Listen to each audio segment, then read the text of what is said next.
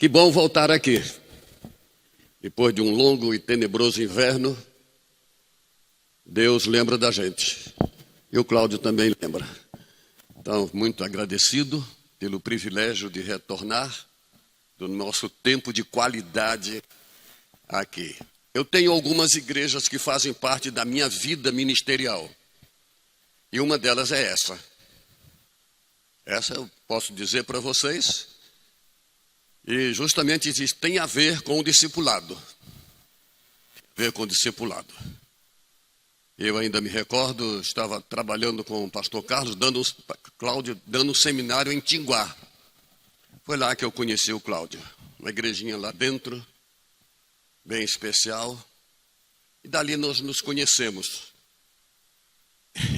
E tem um quadro muito interessante. Ele tinha um diácono já idoso da igreja. E eu estava morando em Teresópolis e tinha que ir para dormir em Tinguá. Dando o seminário, que era o dia inteiro. E depois o dia seguinte ainda. Eu dormi na casa desse diácono. E dentro da matéria tinha uma pergunta. Era esta. Que assunto você conversaria até tarde da noite? Esse era um dos assuntos do seminário. Que assunto você ficaria com a pessoa para conversar até tantas horas da noite? Eu fui para a casa desse diácono, ele guardou essa palavra. Pastor, vamos tomar o nosso lanche da noite, depois a gente descansa. Mas antes, pastor, eu gostaria de contar um pouco da minha vida, o que eu gostaria.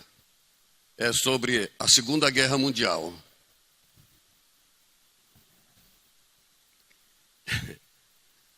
E ele começou a contar a história dele. E eu já estava cansado.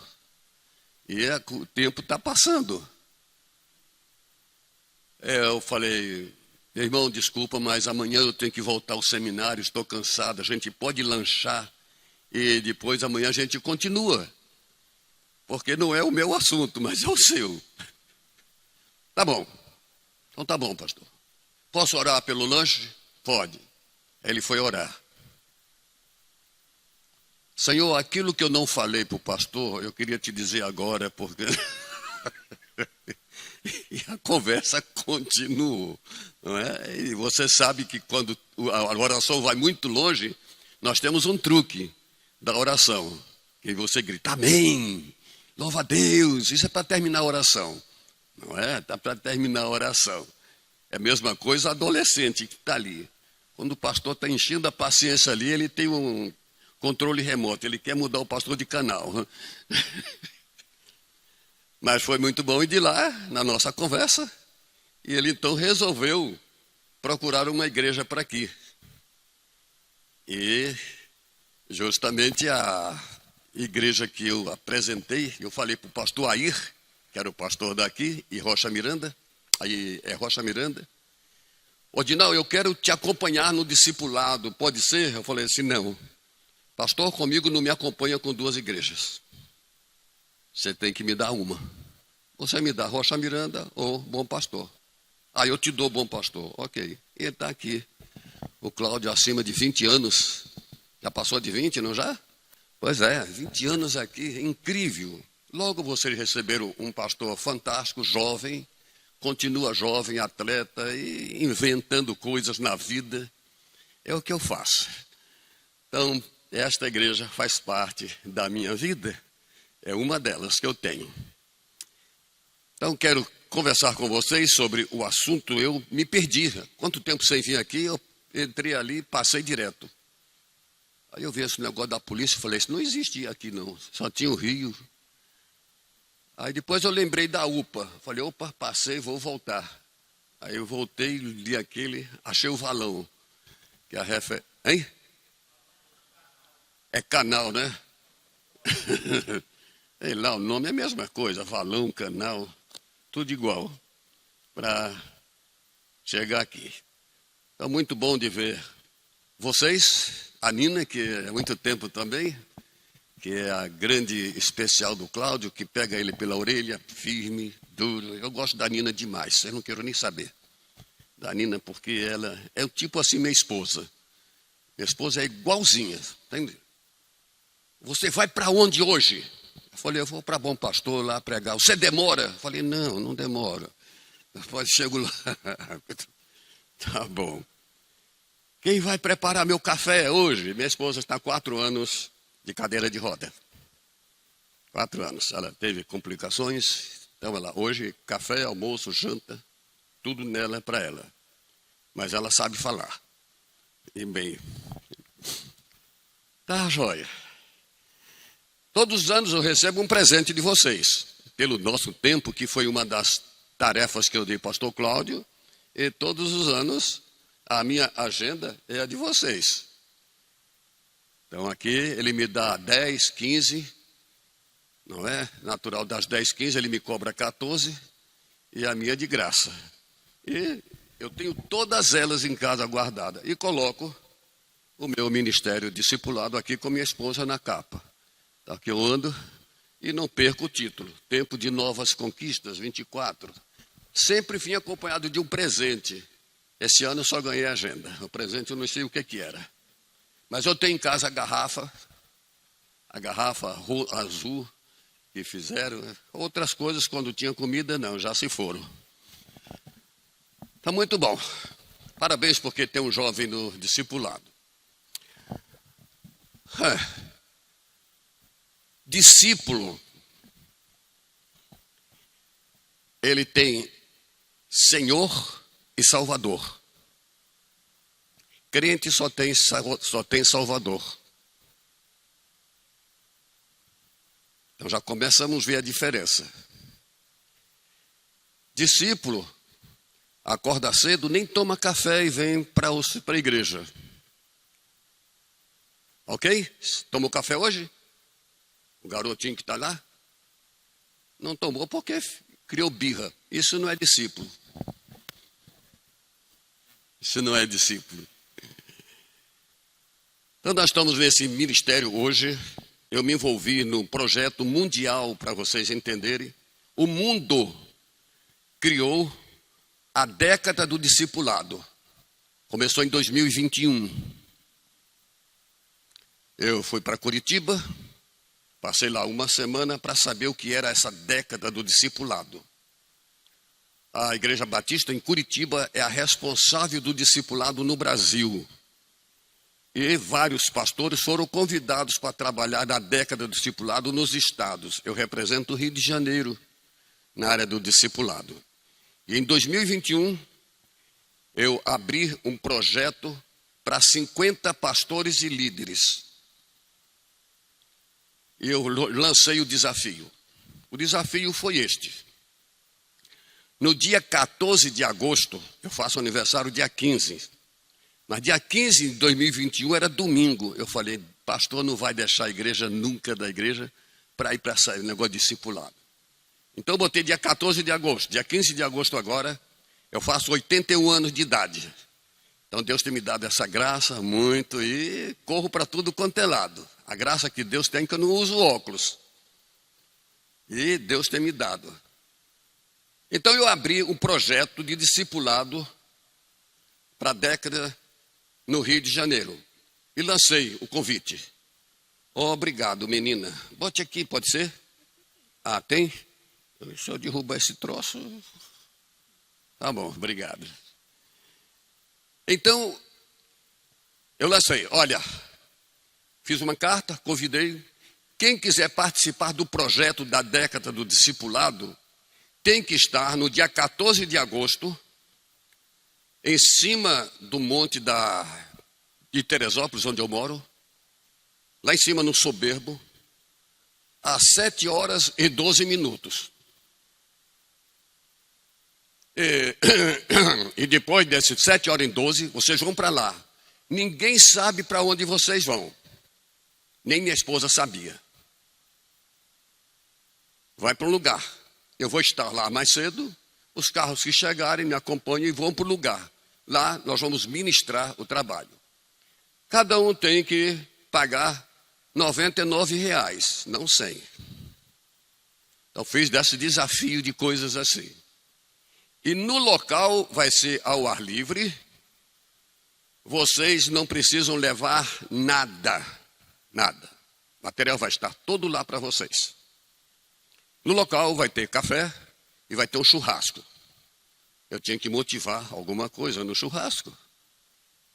Pois bem, no dia 14 de agosto de 2021, chegaram lá em cima 76 pastores e líderes. Eu só queria 50 porque era a minha tarefa.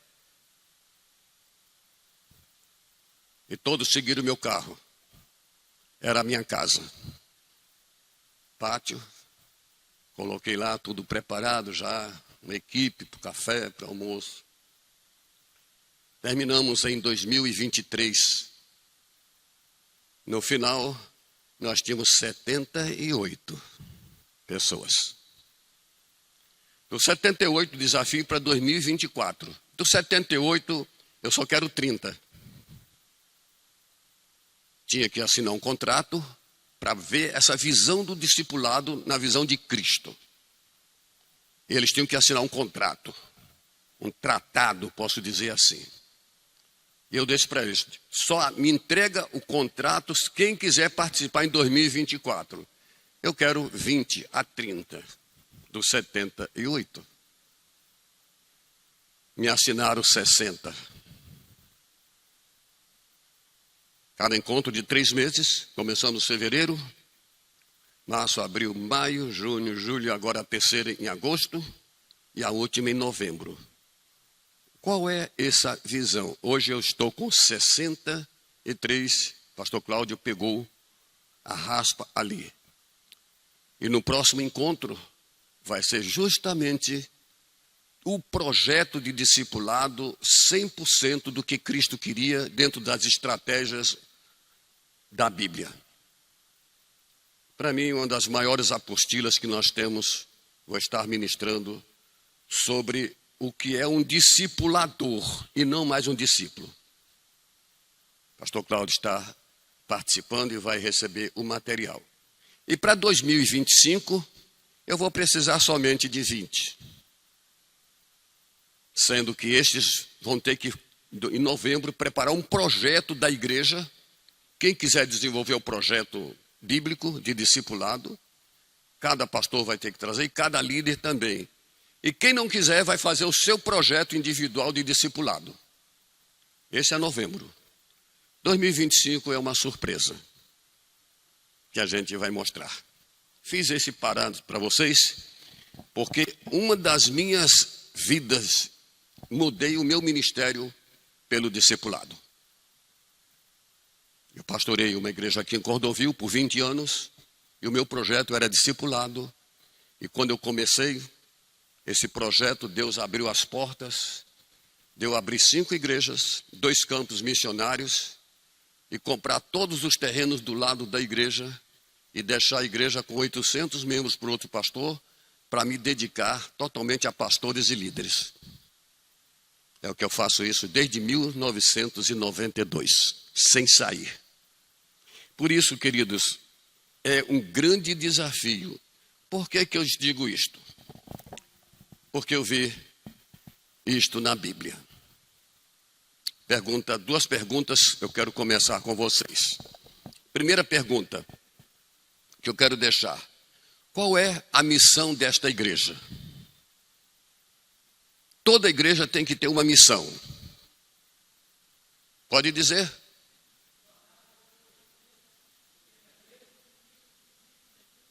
Ok.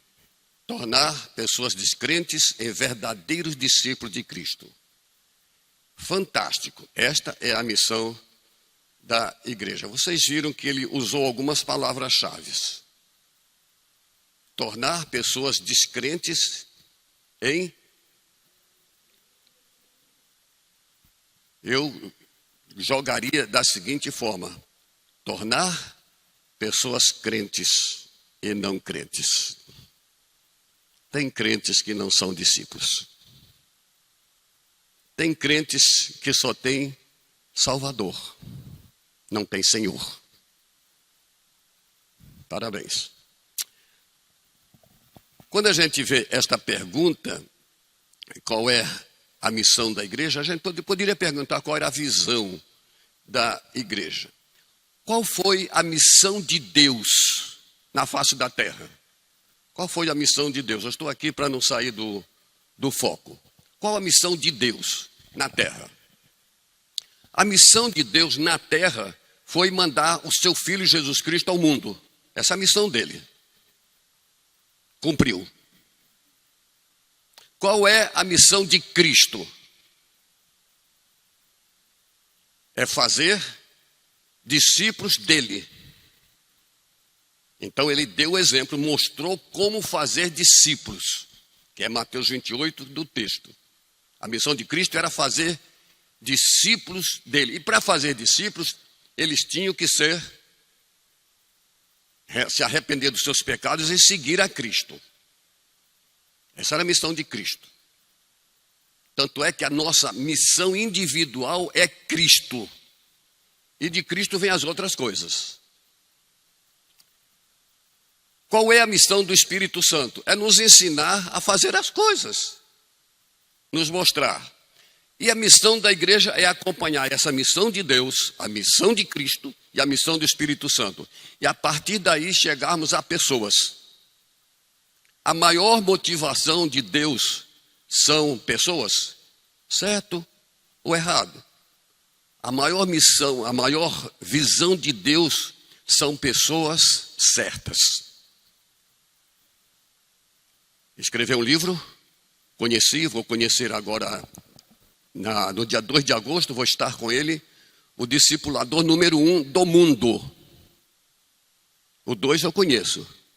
David Cornfield, pastor Cláudio também conhece, eu não sei se alguém aqui conhece. Mas o 1 do mundo chama-se pastor Edmundo Chan, ele é de Singapura. Ele é que está lançando esse projeto junto com David e mais 3 pastores. Então, queridos, quando a gente olha isto, a gente tem o nosso tempo da igreja. Eu não sei quanto tempo vocês têm de organização eclesiástica, mas vamos pegar aqui. Quando Cristo separou aqueles 12 homens, ele disse para eles: eu só tenho 3 anos com vocês.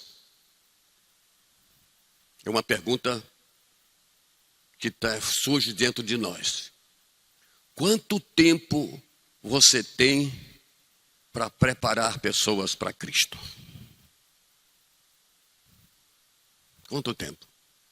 Essa pergunta bate dentro de mim. O meu personagem bíblico é Moisés. Eu dividi Moisés em 3 pedaços, é a minha vida. Os primeiros 40 anos de Moisés, mordomia.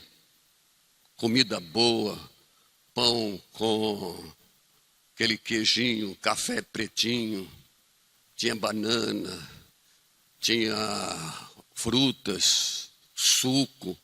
Tudo isso Moisés tinha nos 40 primeiros anos dele. Mordomia, foi a minha vida. Tinha tudo. Mas depois, o segundo período de Moisés, ele perde toda a mordomia. Deserto.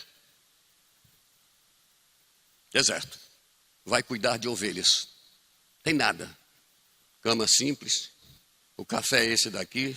Só tem esse. Tem fruta, não tem nada. É esse café. Jetro falou, só tem ele. Ou então tem o leite da cabra. Ou da ovelha. Eu já passei disto. Desse tempo do deserto. De ter família ali, simples. E eu entrei no meu 3º período de Moisés. O meu 3º período agora é andar com pastores e líderes no deserto. Eu quero chegar a 120 anos. Moisés morreu com 120, eu estou com 81, faltam 39. Ninguém diz amém. Não é? Mas quando diz amém, não sorria não, porque pode ser verdade. Né? Você está dizendo assim, tá? Não é, Cláudio? O Cláudio aí vai chegar a 120 comigo. Não é? Está garoto. Então Jesus vai dizer para aqueles homens, 3 anos. É interessante que a gente olha isto, essa colocação que ele diz. A gente vê a igreja hoje. Quanto tempo nós vamos ter aqui? Quanto tempo nós vamos passar sem fazer nada? E Cristo vai fazer o projeto dele e vai dizer para ele: vocês sabem que quantos templos Cristo construiu? Nenhum. Ele casou? Não. Fez faculdade? Também não. Qual o emprego de Cristo? Nenhum. Porque ele focou justamente em alguma coisa que era preparar justamente aqueles 12 homens para o futuro da igreja. Então ele tinha que deixar uma missão para aqueles homens. É justamente isto, quanto tempo nós temos para deixar uma missão para o futuro, para aqueles que vêm, para o Joãozinho que está deitado ali, para todos. Nós temos que deixar uma visão para o mundo. Então, quando Cristo começa o ministério dele, ele mostra o projeto dele. Ele tinha 2 ministérios, Cristo. Eu chamo primeiro o ministério público, com todos. E no ministério público é o que nós fazemos hoje. O ministério público, para todos. Então, no ministério público de Cristo, ele ensinava pessoas, ele pregava o evangelho do reino e ele curava. A igreja faz isso. Nós pregamos o evangelho, nós ensinamos e nós oramos com cura, etc. E neste ministério público de Cristo, ele deu uma ordem. Eu vou chamar isso bem claro.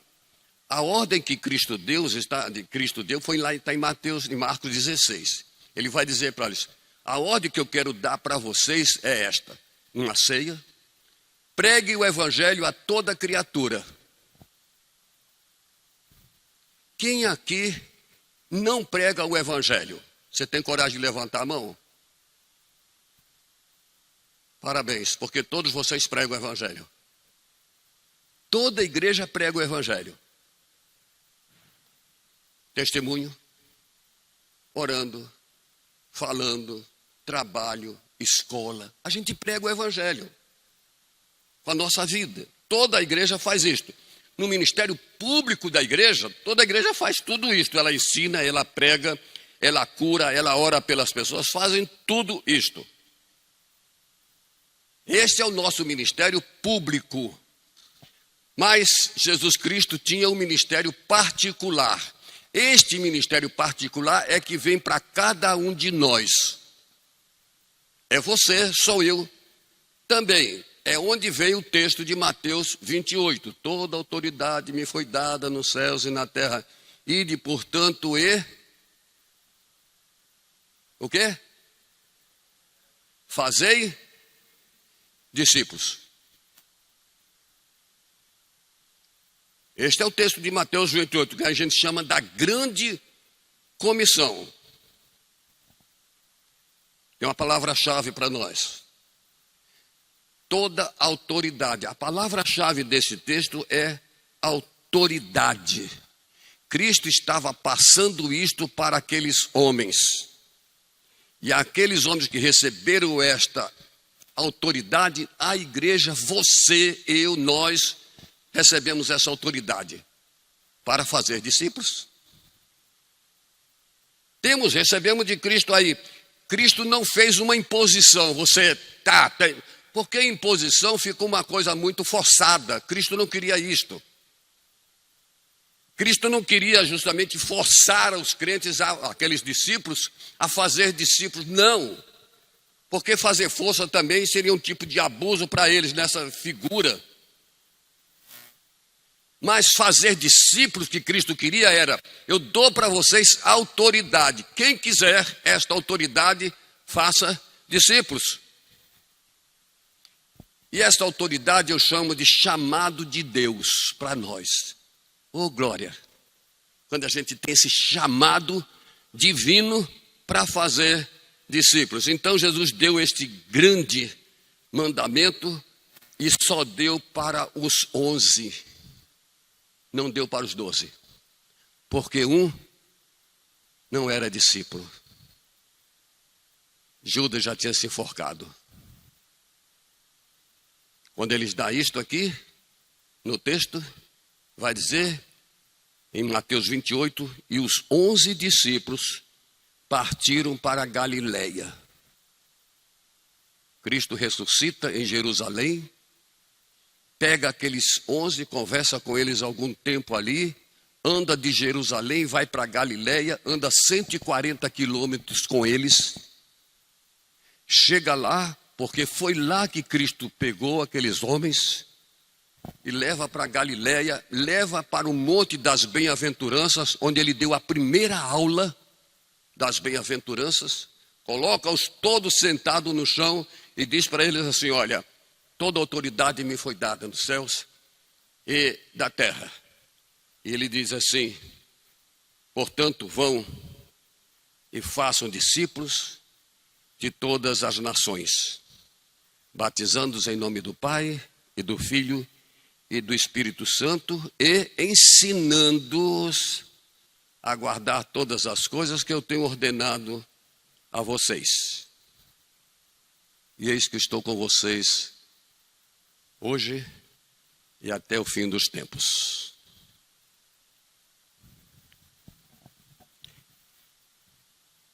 Cristo não tinha duas opções. Ele não deu para os discípulos duas opções, deu só uma: de ser discípulo saudável, comprometido. Então a primeira opção que Cristo falou para eles: olha, vocês têm o direito, eu acho que foi lido o texto pela manhã, que é Gálatas 5,13, que nós somos chamados à liberdade. Não deis lugar à liberdade pela carne, mas servi-vos uns aos outros pelo amor. Foi o texto que o líder discipulado falou. Aqui, a primeira opção que nós temos, que Cristo deixou, é de você não ser discípulo. Você pode não ser discípulo. Essa é a primeira opção. A segunda opção que ele dá para a gente é de ser discípulo de Jesus, verdadeiro, comprometido, pronto para o sacrifício com ele. Este foi a ordem colocada aqui, dando autoridade. Nós temos essa autoridade para fazer discípulos. Se você não apanha esta autoridade, é porque alguma coisa precisa ser trabalhada com a gente. Aí a igreja tem que preparar o projeto de levar a igreja a ter autoridade para fazer discípulos. Tem um texto que eu gosto muito, muito. Está lá em João 14,15. E esse texto diz assim: se vocês me amam, você sabe complementar o texto? Se vocês me amam,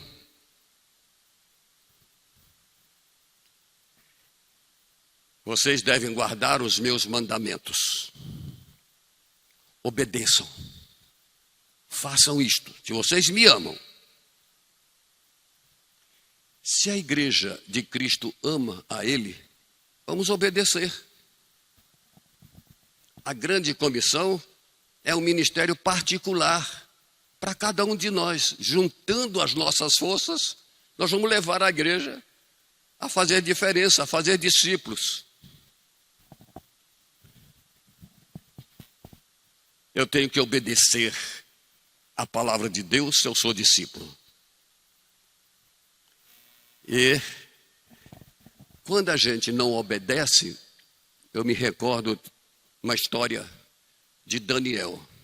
Deu uma ordem do rei: qualquer coisa que vocês quiserem aqui na Babilônia, primeiro passem pela minha cabeça. O que vocês quiserem, primeiro passa pela cabeça.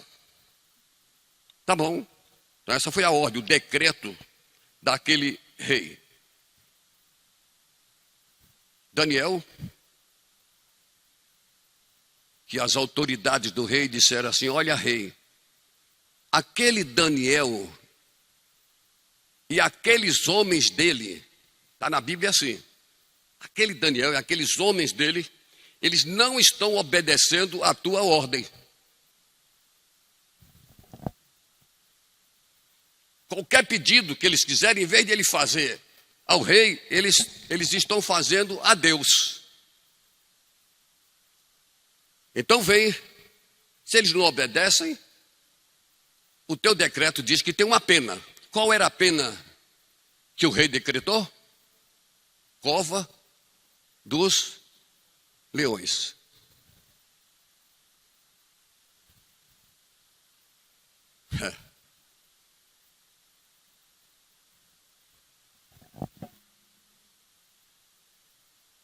Quem não obedece tem que ter uma disciplina, uma pena.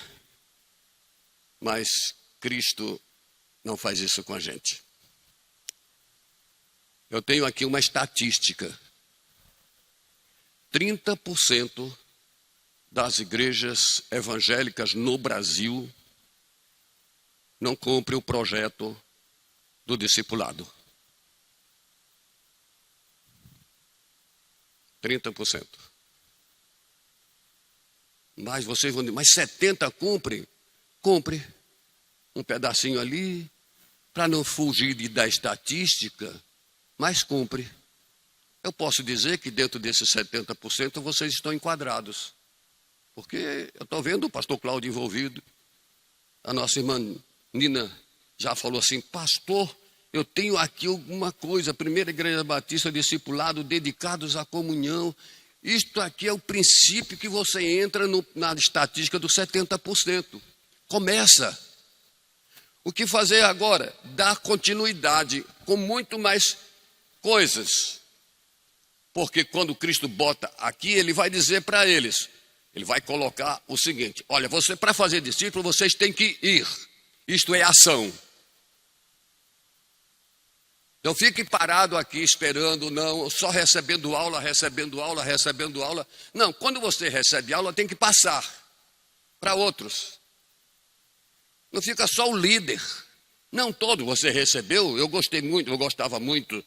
Conheci o pastor Joselito, Batista de Acari, muito meu amigo. Viajamos para Israel, trabalhamos bem. O Joselito tinha um discipulado na igreja fantástico. Ele só deixou a desejar com um dos filhos, que ele pagou o preço. Ele pagou o preço. Então Cristo vai dizer, eu quero que vocês vão indo. Depois que vocês vão e preguem o evangelho que todos façam, tudo bem, essa pessoa vem para aqui, para a igreja e entra no primeiro quadro, primeiro pilar do discipulado, que é preparar a pessoa para ser batizada. Que a gente tem esses nomes malucos por aí, classe de catecúmenos.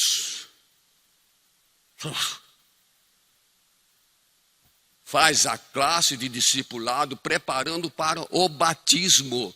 E preparar para o batismo não vai explicar nada de denominação, não vai explicar nada dos 28 artigos das breves não sei o quê. Não, eles são crianças. E o discipulado de criança é justamente falar a linguagem deles. Eles vêm com toda aquela mala de erro, de pecado, vão falar o que Cristo quer deles. Simples. Que muitas vezes pode não ser na igreja.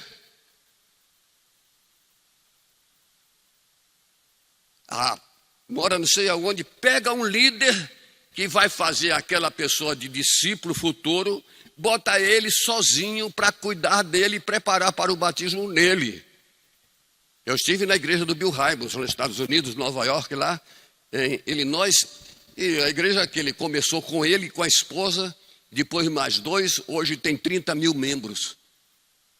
E lá é uma questão dele, mas quem faz a pessoa discípulo e leva para o batismo, vai para um lago e a pessoa que fez o batismo é que batiza ele.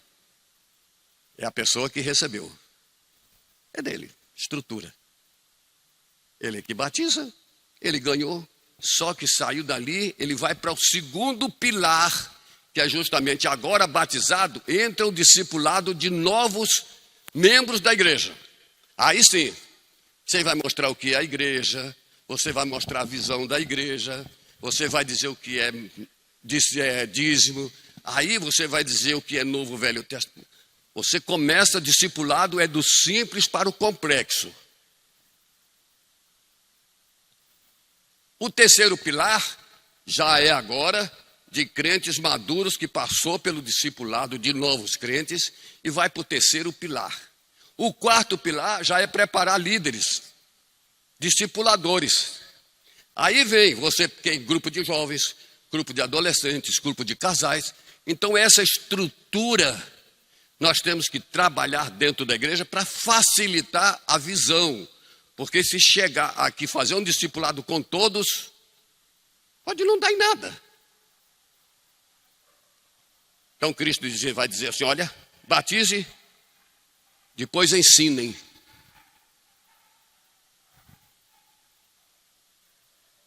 Mas tem que obedecer tudo isto. Então, queridos, fazer discípulos é a grande comissão, e ela é grande por 4 motivos. O primeiro motivo da discipulado de ser grande, o primeiro se baseia na autoridade. Esse é o primeiro princípio. Cristo vai dizer assim, eu tenho autoridade nos céus e na terra. Vocês também têm autoridade nos céus e na terra. Primeiro princípio. É um assunto de vida ou morte. Vocês escolhem. O segundo princípio, motivo da grande autoridade, aqui diz que se estende a todas as nações. Logo, discipulado tem que sair do Brasil para todos os lugares do mundo. Não existe outro método, a não ser para todas as nações, do discipulado. Por isso que o discipulado é transcultural. É por isso que o discipulado é eficaz. É por isso que o discipulado é poderoso. Porque é para criar verdadeiros discípulos de Cristo e não membros de igreja. Eu sei que a maior alegria de um pastor é ver a igreja cheia. A maior alegria de um pastor deve ser de discípulos verdadeiros comprometidos com Cristo. Esta deve ser a maior alegria de um pastor. A maior alegria nossa é você ter alguém do seu lado que discipula falando de Cristo. A maior alegria que você deve ter, eu estou num lugar em que tem discípulos de Cristo. Por isso é o segundo motivo, deve se estender a todas as nações. A terceira razão é que nós fomos chamados para ensinar. E não somente para ouvir. Eu tinha na minha igreja, o projeto da minha igreja era 100% nessa direção. Na minha igreja eu tinha o seguinte: você passou pelo discipulado, aprendeu, então agora você aprendeu, você tem que passar para outro. Então essa pessoa pegava para outro ou de outros e ali começava a discipular. Eu botava aqui na lapela um peixinho dourado, aquele de ouro puro, de metal, o ouro que não valia nada, né? Bijuteria, estava lá. Se daquele grupo, um daqueles começasse a ensinar outros novos, aquele primeiro recebia 2 peixinhos na lapela. Se aquele segundo grupo começasse a ensinar grupos, etc., o primeiro recebia 3 peixinhos. E daqueles recebia um. Então, na igreja, tinha pessoas assim, pouco de 3 peixinhos. Ele dizia assim, eu quero ganhar mais um peixinho na minha lapela, na minha camisa, no meu terno, em algum lugar. Eu quero ganhar peixinho. Mas a gente sabia que era uma motivação. É justamente esta. Cristo é o grande peixe, que dentro dele tem vários peixinhos. Os peixinhos somos nós. Mas um dia temos que ser grande peixe. Para dentro da nossa vida termos peixinhos, verdadeiros discípulos dos céus. Então nós temos a terceira visão, era ensinar. E por último, o quarto motivo, por que você tem que discipular? É porque tem uma promessa de fazer discípulo. É presente de Deus. Olha só a promessa. Estarei com vocês todos os dias. Que bom.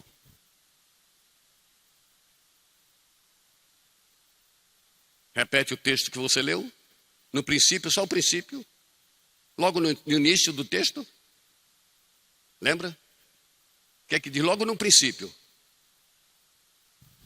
Quem lembra o que ele leu do texto? Logo no princípio. Só. Hã? Isso, só aí. Que diremos dessas... Que coisas? Que coisas? Ele acabou de dizer. Pessoas contra a igreja. Um irmão não fala com o outro. Falta você estar desempregado. Teve a briga. A Nina já saiu. Que pena. Que coisas? Pois é, estas coisas, se você tem Cristo todos os dias, estas coisas não têm influência sobre você, porque você é de Cristo, é discípulo dele. Então nós vamos ter, além de você ter Cristo todos os dias, nós vamos receber outra promessa que temos dentro de nós, que é o Espírito Santo, que a gente esquece dele. Eu estava em casa, quase meu minuto final. Eu estava em casa e precisava de uma corda para ministrar uma aula. Esta corda foi que eu tirei de um pastor que queria se enforcar em Teresópolis. Está lá em casa, guardado para fazer a palestra. Eu queria fazer a palestra e não achava a corda. Meu escritório lá, cheio bagunçado, tal, não achava. E eu falei assim, puxa, onde é que está essa corda? Virei, sentei na minha cadeira, baixei a cadeira, falei, Espírito Santo, me ajuda a ver onde está essa corda. Assim mesmo. Eu não orei, Deus, eu vou fazer uma palestra. Eu sentei e falei, Espírito Santo, me mostra onde está essa corda. Amém. Levantei a cabeça e tal. Virei a cabeça para o lado. E naquele saco plástico, eu vi a pontinha da corda solta em cima do armário, lá no canto. Rápido. Não demorou 1 minuto. Promessa é que nós temos o Espírito Santo. Outras coisas boas. Promessa é que as portas do inferno não vão prevalecer contra essa igreja, nem a de Cristo. Promessa. Logo, essas coisas não vão afetar a minha vida. Nós ficamos gripados, nós batemos com o carro, não é? Nós perdemos dinheiro, nós fazemos muita... Todo mundo faz isto, mas tem Cristo com a gente. Também, a gente sabe disto de experiência própria. A minha empregada tinha que estar na minha esposa lá para trabalhar 2 dias lá. E eu precisava de uma para fazer comida, porque eu sou péssimo de comida, péssimo. Péssimo, só sei fazer ovo cozido, só. Não aprendi, o que eu vou fazer? Então não vou ensinar, não vou fazer. E essa minha empregada falou assim, não pastor, eu sou crente, eu sou da Assembleia de Deus, eu fico 2 dias de limpeza e fico mais 2 dias para fazer comida para sua esposa, 4 dias. E ela ficou lá 10 anos assim, pastor, estou indo embora. Ok, Deus abençoe, tudo bem. Não, mas eu quero meus direitos. Quanto? 80 mil reais. Essas coisas. Ok. Pode botar na justiça. Bote lá. E ela botou. E a juíza falou assim, foi você que pediu. Você pediu. E ela chega para o meu advogado e diz assim, quanto o seu cliente pode pagar para ela ficar satisfeita? Aí meu cliente falou assim, R$5.000. Ele levou um sabão. Eu aqui do lado dele, bota 20 mil. Isso tudo, pastor, sim, bota 20 mil. Quem sabe a juíza? E a juíza, ele falou assim, meu cliente bota 20 mil. Bateu o martelo, é isso. Bateu lá. Dia seguinte, fui na casa dela, abracei, beijei, orei por ela. Minha esposa ficou uma fera. Não é? Porque... Então, queridos, a gente tem justamente que as portas do inferno não vão prevalecer por essas coisas. E a outra coisa é a sabedoria que Deus te deu para você ministrar na igreja. Liderar, conversar, ensinar, aconselhar. Isto é ministérios, então são as promessas desse quarto motivo. Logo, fechando aqui o meu tempo com vocês.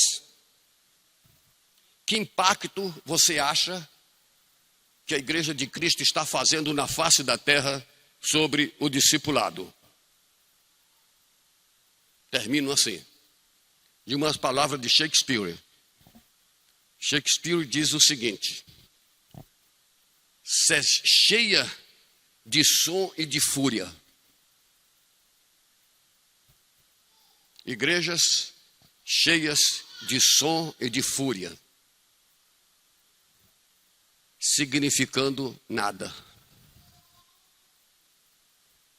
A simplicidade da nossa vida, a simplicidade do discipulado, a simplicidade ganha o coração de Cristo. A simplicidade. Deus nos fez simples. Fico por próximos 50 anos, aliás, 39 anos para vir aqui com vocês para falar muito mais coisas sobre discipulado. Obrigado pelo privilégio, pela atenção. Cadê o João? Tem um café, né, João? O que é que eu te prometi? Pão e o quê? Eu não tomei café hoje, por birra. Estou aqui chateado. Minha mãe me puxou. Olha, João, eu vou te dar pão com queijo. Aí ele deu um sorriso. Né, João? Pastor Cláudio, Deus abençoe vocês.